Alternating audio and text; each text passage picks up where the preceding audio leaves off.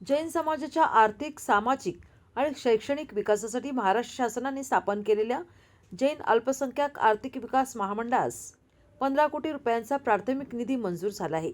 या निधी मंजुरीसाठी भारतीय जनता पार्टी जैन प्रकोष्ठाचे उपाध्यक्ष आणि जैन अल्पसंख्याक आर्थिक विकास महामंडळाचे सदस्य श्री रावसाहेब पाटील यांनी मुख्यमंत्री माननीय श्री देवेंद्र फडणवीस यांच्याकडे सातत्याने मागणी आणि पाठपुरावा केला होता. या संदर्भात सांगली जिल्ह्यातील लोकप्रतिनिधी माननीय आमदार सुरेशभाऊ खाडे, माननीय आमदार सुधीरदादा गाडगीळ, माननीय आमदार सदाभाऊ खोत, माननीय आमदार सत्यजित देशमुख आणि माननीय आमदार गोपीचंद पडळकर यांनाही पत्र देऊन निधी मंजुरीसाठी पाठपुरावा करण्याची विनंती करण्यात आली होती. या सर्व लोकप्रतिनिधींच्या पाठपुराव्यामुळे आणि सहकार्यामुळे आणि श्री रावसाहेब पाटील यांच्या मागणीमुळे हा निधी मंजूर होण्यास यश आले आहे.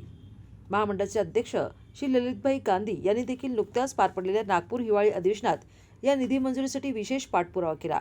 निधी मंजूर केल्याबद्दल माननीय मुख्यमंत्री देवेंद्र फडणवीस, माननीय उपमुख्यमंत्री एकनाथ शिंदे, माननीय उपमुख्यमंत्री अजितदादा पवार, अल्पसंख्याक मंत्री माणिक कोकाटे, राज्यमंत्री माधुरी मिसळ आणि सचिव रमेश जैन यांचे अध्यक्ष श्री ललितभाई गांधी यांनी आभार मानले. या 15 कोटींच्या निधीमुळे जैन समाजासाठी कर्ज, शिक्षण, उद्योजकता आणि स्वयंरोजगाराशी संबंधित विविध योजना प्रभावीपणे राबवता येणार असून जैन समाजाच्या सर्वांगीण विकासाला नवी दिशा मिळणार आहे, असं मत महामंडळ सदस्य आणि जैन प्रकोष्ठाचे उपाध्यक्ष श्री रावसाहेब पाटील यांनी व्यक्त केले.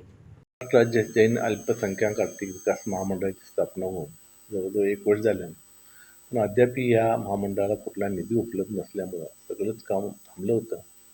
मध्यंतरी आदरणीय मुख्यमंत्री देवेंद्रजी फडणवीस साहेब यांना मीही पत्र पाठवून विनंती केली होती की महामंडळाला 100 कोटीचा निधी द्यावा, की गरीब आणखीन विद्यार्थी दशेतील मुलांना शिक्षणाची सोय होईल, उद्योगधंदे वाढवता येतील, या दृष्टिकोनानं मी पत्र पाठवलं होतं. त्यासाठी आदरणीय सुधीरदादा गाडगीळ, सुरेशभाऊ खाडे, त्यात सदाभाऊ खोत आणि शिराळ्याचे आमचे देशमुख साहेब, पडळकर साहेब यांनाही विनंती केली होती की हा विषय तुम्ही आपला मुद्दा घ्या. आणि खरोखरच नागपूरच्या अधिवेशनमध्ये काही प्राथमिक म्हणून काही ना 15 कोटीची मंजुरी मुख्यमंत्री साहेबांनी, उपमुख्यमंत्री आणि अजितदादा पवार उपमुख्यमंत्री यांनी मंजूर केलं आहे.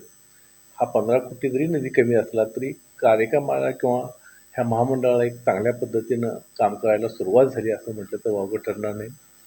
जैन आर्थिक विकास महामंडळ हे गोरगरिबांच्यासाठी काम करणारं महामंडळ आहे आणि ह्या महामंडळामध्ये काम करत असताना समाजातील जे गरीब तळागाळातले लोक आहेत त्यांना उद्योगधंद्यासाठी प्रेरणा मिळावी, महाराजांना फिरत असताना त्यांना लांब लांब अंतरामध्ये कुठं त्यांच्यासाठी निवासाची सोय नसते, ती निवासाची सोय व्हावी.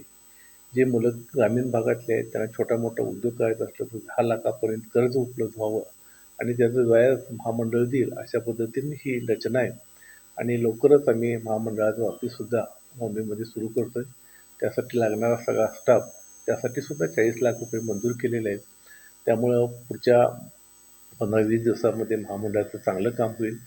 मी आदरणीय मुख्यमंत्री देवेंद्रजी फडणवीस साहेब, उपमुख्यमंत्री एकनाथ शिंदे साहेब, उपमुख्यमंत्री अजितदादा यांना मनापासून धन्यवाद देतो आणि हे काम चांगल्या पद्धतीनं आम्ही करू अशी ग्वाही देतो.